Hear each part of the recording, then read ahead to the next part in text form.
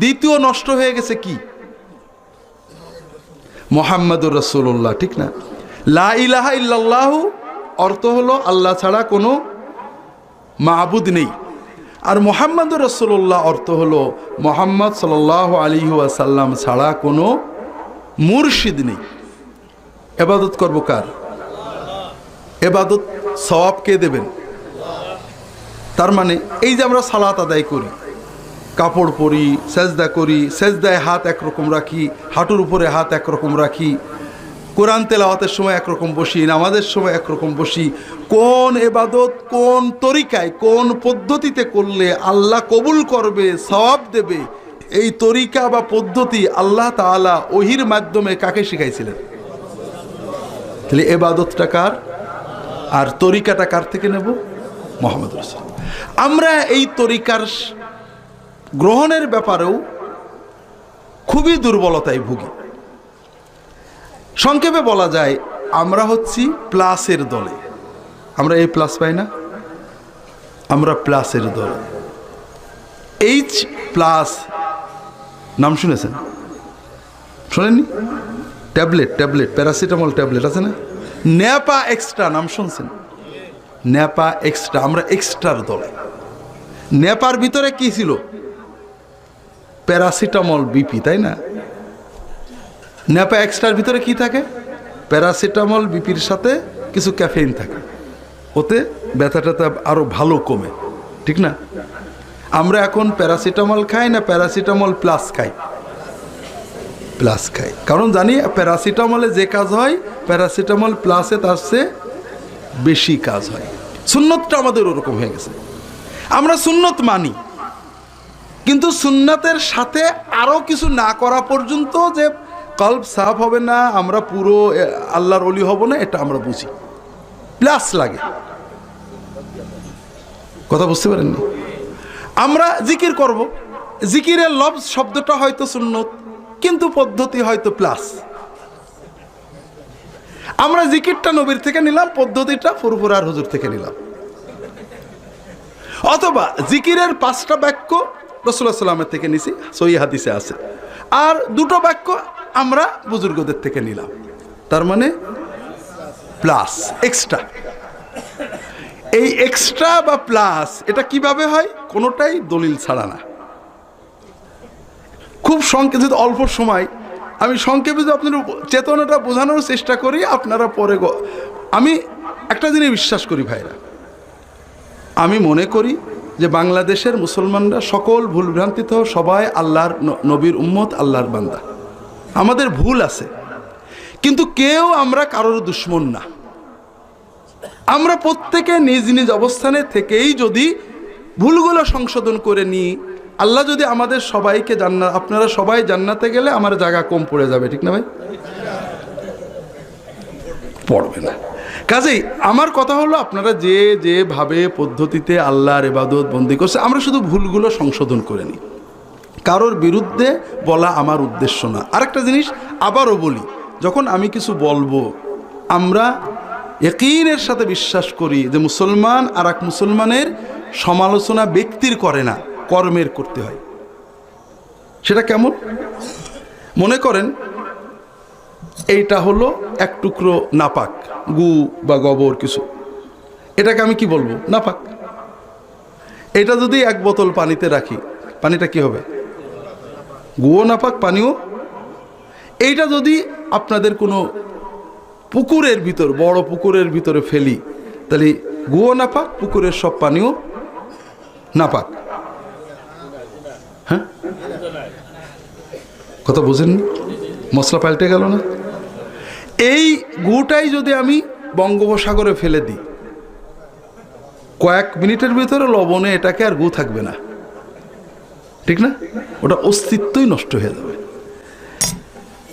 আমরা যখন কোনো মুসলমানের কর্মের সমালোচনা করি, কর্ম শুধু মুসলমানের না, যেমন মনে করলাম, বললাম এই কাজটা সুন্নত নাই, বেদাত, তার মানে যে এই কাজটা করে সে সবাই জাহান্নামী, এই চিন্তা কখনো করবেন না আল্লাহর হস্তে। কারণ ওই ব্যক্তিকে শুধু ওই একটা কাজই করে না, আর কোনো কাজ তার ভিতরে আছে। এই কাজটা হয়তো গুনাহ হতে পারে, এইটা হয়তো নাপাক হতে পারে, এই নাপাক যদি এইখানে যায় পুরোটা নাপাক হবে, কিন্তু যদি পুকুরে যায়, ওই পুকুরের পানিতে আপনি গোসল করবেন না, গালে দেবেন না, কারণ নাপাক ওই পাশে আছে। তারপরেও পুকুরের পানি নাপাক না।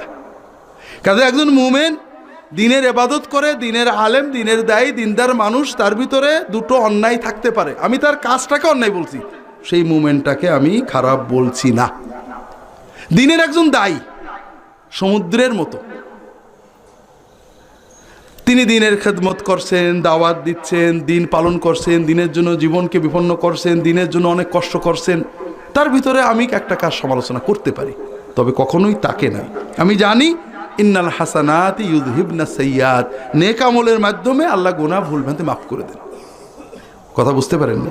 কাজে আল্লাহর রাস্তে আমি যখন বলবো, দয়া করে কোনো মুসলমান দল গ্রুপের ভিতরে কিছু চিন্তা করবেন না। আমরা কর্মের কথা বলি। যে মুমিন কর্মটা করেন, আমরা আশা করি মুমিন আরও ভালো সুন্নত মতো কর্ম করে আরও ভালো জান্নাতে যাবে। না করলে বিষয়টা তার। আমরা কর্মের বিধান বলি, মুমিনের নয়। কথা কি বুঝতে পেরেছেন? এটা একটু খেয়াল রাখবেন, পরে আবার বলার চেষ্টা করব। তাহলে আমরা বলছি আমরা সবাই প্লাসের দলে, ঠিক না? হ্যাঁ, সুন্নতের গুরুত্ব আমরা সবাই স্বীকার করি, তবে আমরা চেতনে বা অবচেতনে মনে করি শুধু সুন্নত যথেষ্ট নয়, সুন্নতের সাথে আরও কিছু লাগবে। এই যেটা লাগবে এটা কোনোটাই দলিল শূন্য নয়, কোরআন সুন্নাহর দলিল দিয়ে। অকাট্য, অকাট্য মানে যা কাটা যায় না, অর্থাৎ ছুরি দিয়ে কাটা যায় না, কাঁচি দিয়ে কাটা যায় না, রামদা দিয়েও কাটা যায় না। তা আমি একটা বিষয় আপনাদের বোঝাতে চেষ্টা করি দূর থেকে, কাছে থেকে না। কাছে থেকে বললে মানুষরা কষ্ট পায়, রাগ করে। একজন মানুষ পায়ে ব্যথা হয়েছে, বসে কোরআন শরীফ পড়ছিল, পা ব্যথা হয়েছে, দাঁড়িয়ে পড়েছে। আমার মতো পায়ের সমস্যা, বসে থাকতে পারেনি, দাঁড়িয়ে কোরআন পড়েছে, জায়েজ হবে? কোরআন শরীফ দাঁড়িয়ে পড়া জায়েজ না? না জায়েজ? গুনাহ হবে নাকি? না। কিন্তু একজন মানুষ বসেছিল, গল্প করছিল, হঠাৎ কোরআন পড়ার শখ হলো, তাড়াতাড়ি কোরআন কারিম হাতে নিয়ে দাঁড়িয়ে পড়ল। কারণ সে মনে করে বসে কোরআন পড়া ঠিক না, দাঁড়িয়ে কোরআন পড়লে আদব হয়, সওয়াব বেশি হয়। এটা কি বলবো? এটা হলো প্লাস হয়ে গেল। প্লাস হয়ে গেল না? কিভাবে পরে বলবো।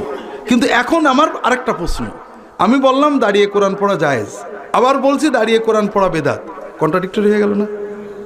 আসলে বেদাত কর্মের নাম না, বেদাত মনে করার নাম, এতেকাদের নাম, আকীদার নাম। দাঁড়িয়ে কোরআন পড়াটাকে কোরআন পড়া নামক এবাদতের অংশ মনে করা, সওয়াব মনে করা, দিন মনে করা, প্লাস মনে করাটা হলো বেদাত। কথা কি বুঝতে পারছেন? এখন আসেন আমি অকাট্য দলিল দিই। সবচেয়ে বেশি সম্মানের অধিকার কার? কোরআন কার কিতাব? আপনি দুনিয়ার মানুষের সাথে কথা বলতে দাঁড়িয়ে পড়েন, আর আল্লাহর সাথে কথা বলছেন বসে, আপনি তো বড় বেয়াদব। কাটতে পারবেন এই দলিল? কি দিয়ে কাটবেন? কাটতে পারবেন না।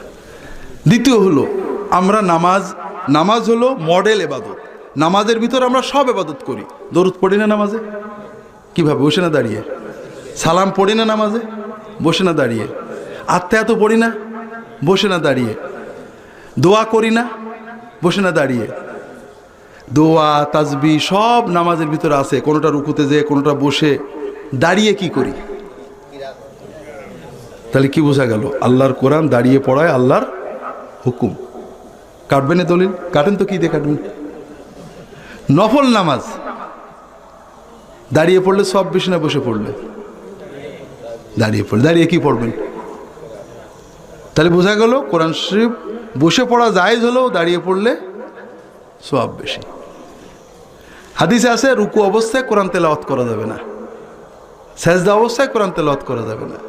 তাহলে কি বোঝা গেল? কোরআন দাঁড়িয়ে তেলাওয়াত করতে হয়, অবনত হয়ে করতে হয় না।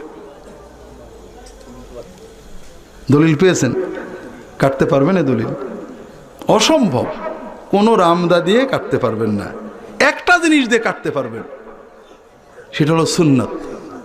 এই সুন্নতে যদি আপনি ইয়াকিন করেন সুন্নত কামেল, তাহলে ঠিক আছে। আর যদি মনে করেন সুন্নতে প্লাস লাগানো যায়, তাহলে আর হবে না। যে মুহাম্মদুর রাসূলুল্লাহ সাল্লাল্লাহু আলাইহি ওয়াসাল্লাম নামাজের কোরআন দাঁড়িয়ে পড়তেন, সেই মুহাম্মদ রাসূলুল্লাহ সাল্লাল্লাহু আলাইহি ওয়াসাল্লাম কোরআন নামাজের বাইরে কোরআন কিভাবে পড়তেন? শুয়েও পড়তেন। আয়েশা রাদিয়াল্লাহু তাআলা বলছেন রাসূলুল্লাহ অনেক সময় আমার কোলে শুয়ে কোরআন পড়তেন। তাহলে সুন্নাত মানে কি? প্রতিটি ইবাদত, সকল ইবাদত নবীজি শুধু বলে গিয়েছেন, তরিকা শিখিয়ে দেননি, ঠিক না? হ্যাঁ, খেয়াল করেন, যে কাজ নবীজি করেননি সেটা ইবাদত না। আর নবীজি যেহেতু করেছেন, ওনার একটা পদ্ধতি আছে। প্রত্যেক ইবাদতের নিজের পদ্ধতি আছে, অন্য জায়গা থেকে দলিল আনতে হয় না। দলিল খুঁজেছেন মানে আপনি সুন্নতে কামালে বিশ্বাস করেননি, প্লাসে বিশ্বাস করেছেন। তাই জন্য ভাইরা, আমি এটা লম্বা করব না, আমার অনুরোধ হলো যে আমরা সবাই সুন্নতকে মহব্বত করি, তবে আল্লাহকে খুশি করতে সুন্নতই যে কামেল, আর কিছু লাগবে না, এখানে খলল হয়ে যায়। সুন্নত কেন এত, এই বেদাত কেন অত নিন্দনীয়? কারণ হয়েছে ভাই, বেদাত মানেই সুন্নতকে ছোট মনে করা। কথা বুঝতে পারছেন না? যে ব্যক্তি দাঁড়িয়ে কোরআন পড়াটাকে উত্তম, বেশি সোয়াব, বেশি আদব মনে করছে, এ বসে পড়াকে কি মনে করছে? খারাপ, অন্তত কম ভালো তো মনে করছে। ওর মনে করাটা কোন জায়গায় গেছে মনে আছে তো? মুহাম্মদ রাসূলুল্লাহ সাল্লাল্লাহু আলাইহি ওয়াসাল্লামে পৌঁছে। কারণ মুহাম্মদ সাল্লাল্লাহু আলাইহি ওয়াসাল্লাম কিভাবে পড়তেন? তাহলে ও বলছে না, সচেতন নয়, অচেতনভাবে হলেও মুহাম্মদ সাল্লাল্লাহু আলাইহি ওয়াসাল্লামের তরিকাটাকে ছোট মনে করছে। আর এই জন্য বেদাত এত ভয়ঙ্কর, কারণ এতে মুহাম্মদ সাল্লাল্লাহু আলাইহি ওয়াসাল্লামের সুন্নতকে ছোট মনে করা হয়, কামেল মনে করা হয় না, নাকিস মনে করা হয়, আরও কিছু যোগ দেওয়ার দরকার আছে বলে মনে করা হয়। কথাকে বুঝতে পারছেন? আমি আরও একটু লম্বা করব না।